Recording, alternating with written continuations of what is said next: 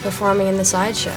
You get an amazing feeling of satisfaction out of it, and control and influence over people's emotions. I truly love this. It's the celebration of the human spirit. If there was an Olympics for the human spirit, we'd be the gold medalists. They're so hardcore. It's beautiful to watch. It's so free. Like, anything goes, basically. Nobody's a freak because everyone's a freak. You may think this is modern-day Toronto, but when the sun sets, this model of Canadian friendliness will be transformed into a Victorian-era nightmare. This show is now 9 years old. It opened on April Fool's Day of 1992. I've been in Sideshow all of my life because my grandfather ran a large circus carnival, and I was around his midway-in shows and brought up around the other performers and freaks and everything. So by the time I was 5, I thought that every grandpa had a carnival in their backyard. I was lucky enough to have met a lot of the itinerant showmen from the 40s and 50s. Sideshow for about 85 years has been much the same in the sense of performance, style, and look. Carnival Diablo has taken the tradition of Sideshow another step further, because what we're trying to produce is not just a sideshow, but actually a theatrical performance. When you come and see a sideshow and there's a person on stage impaling their body or swallowing a sword, at that very moment, you know that they're feeling and going through that, and you become changed because of it. Because collectively, the audience becomes part of a tribe, and this is the shaman performing for the tribe. And they start to feel that energy because it's there in the room with them. And you can't get that anywhere else but in a live performance. There's always the chance in any type of feat that we do on stage where a person can be heard. I think that's also one of the reasons why an audience comes to see a show like this, is there's the the subconscious need to hopefully see something bad happen. The Sideshow borrows from all kinds of acts, both sacred and profane. Well, I mean, sword swallowing started as a sacred rite. I've had a few accidents. There was one time where I sustained an injury and didn't feel a thing happen. Just didn't feel right the next day. I ended up losing quite a bit of the blood in my body and had to get transfusions. When that sword gets here, is he going to be able to make it to here? And once it's there, can he hit the bottom of his stomach with it? Because we've promised that he will swallow the sword to the hilt. And if he does, there's a chance he could puncture his stomach wall, which means his stomach would begin to digest itself and he would die a very slow and painful death on stage. It's not something you wake up one morning and decide, I'm gonna attempt to do this. You gotta know your anatomy. It's a lot of yoga training, breathing techniques and relaxation, and you gotta be in shape.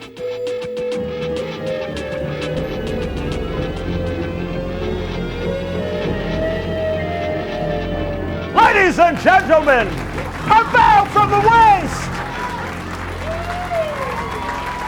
Mr. Ishvan Bhatia, Canada's only son. 55% of sword swallowers that have worked in the industry have died during their performances. Isn't that astounding? Love of the art. They have to do it. I first realized I was a giant. It was when my shoe size exceeded my age. Yeah.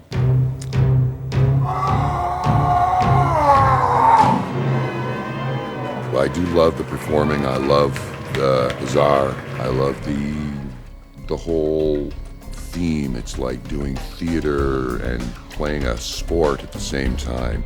First off, Stephen, do me a little favor and take off your shirt.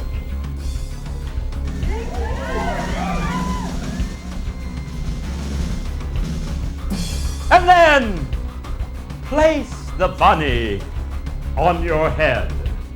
Because tonight, ladies and gentlemen, I am going to take these darts and throw them directly into that bunny over there. Son of a... But of course, this is a sideshow. Blindfold! Everyone has an extreme talent that they either exploit or they don't, but we all have them. One! Did I miss?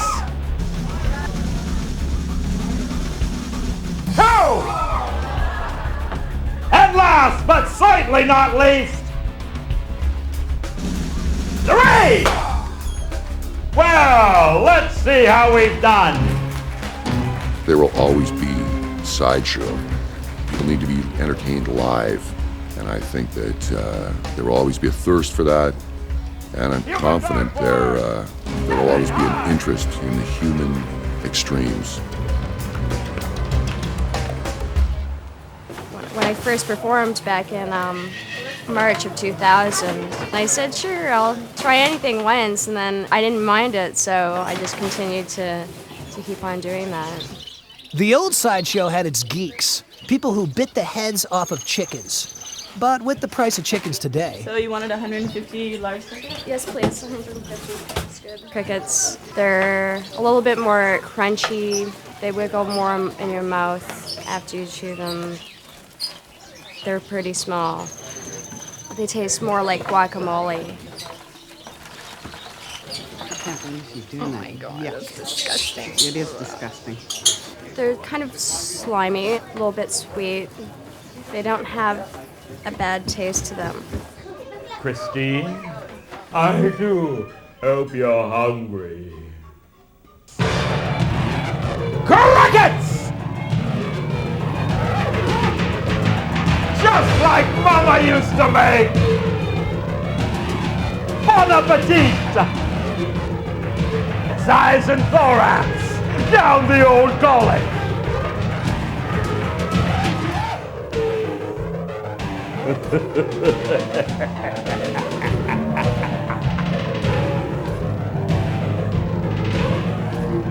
Worms!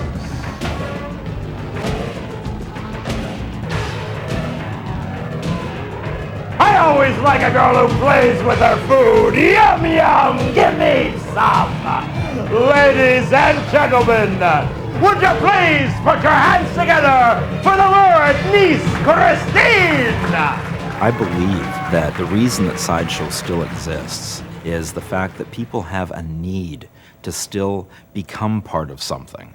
When you go and watch a movie, when you go and watch TV, get on the net, you're not really becoming part of something, you're just accessing.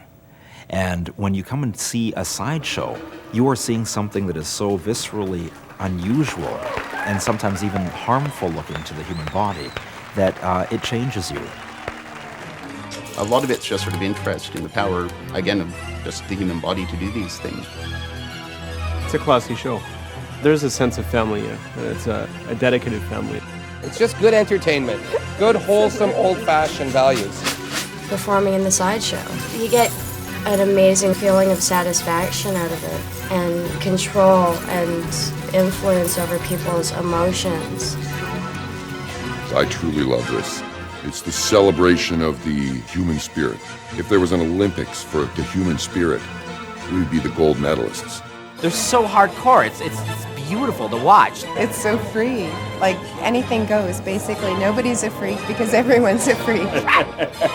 How often can you know as a performer when you walk on stage, the audience is going to leave and talk about you for a month, a year, 2 decades from now?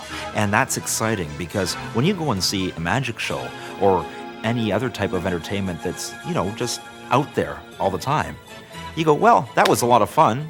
And then you forget it the next day because it was bubblegum. Sideshow can't be bubblegum. Sideshow is chewing glass all the time. Yeah.